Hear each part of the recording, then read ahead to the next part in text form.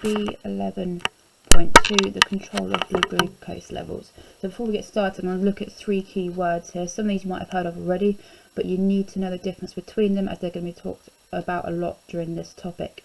So first off, glucose. This is probably the most common one you've heard about of these 3, and this is the sugar used in respiration. Glycogen is the carbohydrate version of glucose that is stored in the liver and the muscles. Glucagon, this is a hormone that stimulates the liver to break down glycogen into glucose. So this is the hormone that breaks this back down into this. Glucose can be stored as glycogen when it's not needed. Okay, so it's essential that your cells have a constant supply of glucose they need for respiration, so you've got a constant supply of energy. To achieve this, one of your body systems responds to the changes in your blood glucose levels and controls it within very narrow limits. Insulin and the control of blood glucose levels. So when you digest a meal, large amounts of glucose pass through into your blood. Without the control mechanism, your blood glucose levels would vary significantly.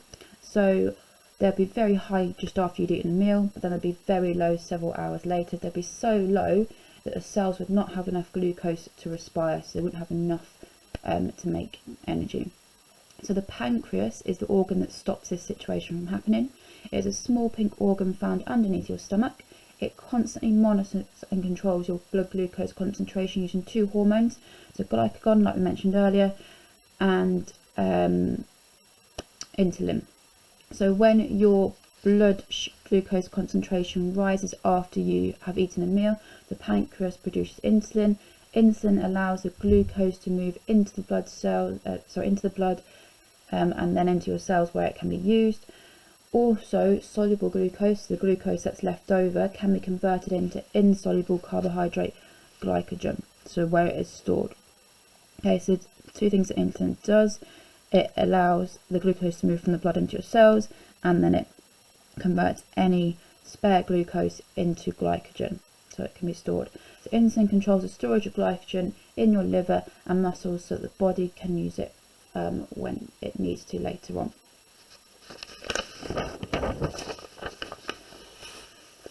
Okay, when the glycogen stores in your liver and muscles are full, any excess glucose is then converted into lipids, so it's fat, and then it is stored.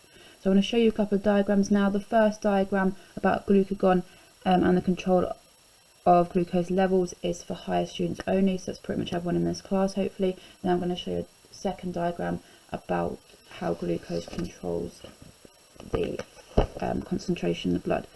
So this first one, what I want you to do is pause the video and have a good look at this diagram and look at the cycle going around. It's what I've explained already, but it might be a bit easier for you to understand. It shows negative feedback control of the blood glucose levels using insulin and glucagon. Okay, so I pronounced that glycagon earlier, that's wrong, so it should be glucagon. So the control of your blood glucose doesn't involve just insulin. When your blood glucose concentration falls below the ideal range, the pancreas secretes, so releases, a hormone called glucagon. Glucagon makes the liver break down glycogen, converting it back into glucose. In this way, the stored glucose is released back into the blood. By using 2 hormones and the glycogen store, your pancreas keeps your blood glucose concentration fairly constant. It does this by using the negative feedback control, which involves switching between the 2 hormones, and that's explained in that one. I'm just going to show you the second diagram now. So if I can zoom in, so this model here, in the middle, this is an imaginary tank that shows the amount of glucose in your blood. So when you've eaten, an uncontrolled amount of glucose comes into this tank. So into your blood, extra glucose comes in. You can also get glucose from the glycogen stores in the liver, or glucose can be made from amino acids or fat. These are the 3 ways that it can enter your system. So these 2 ways here are controlled by glucagon, the hormone glucagon. So when this is released, these things happen and more glucose enters the bloodstream.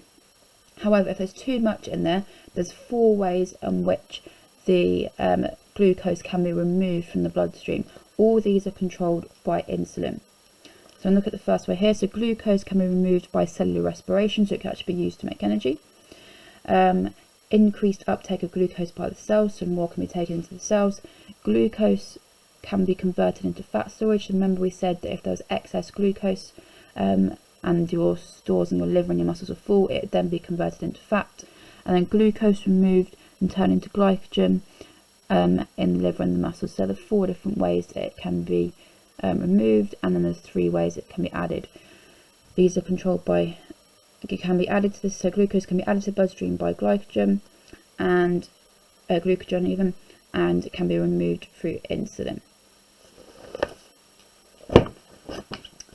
The last bit I'm going to talk about in this topic is diabetes, because this is directly linked to your blood sugar levels. So there are 2 types of diabetes. Type 1, you tend to be sort of born with it, it's more genetic. Type 2 tends to be more environmental and can be triggered by age, obesity and lack of exercise. So type 1 diabetes, your pancreas does not make enough or any insulin. Your blood glucose concentration is not controlled at all, and that can cause major problems because high glucose levels can actually cause death, and then obviously too low can also mean you don't have any energy. So type 2, the pancreas still makes insulin, but it doesn't make enough for your body, so it makes less than your body needs. Your body cells also stop responding properly to the insulin you do make, and this type is often linked to obesity and lack of exercise, and generally older people may get this type of diabetes as well.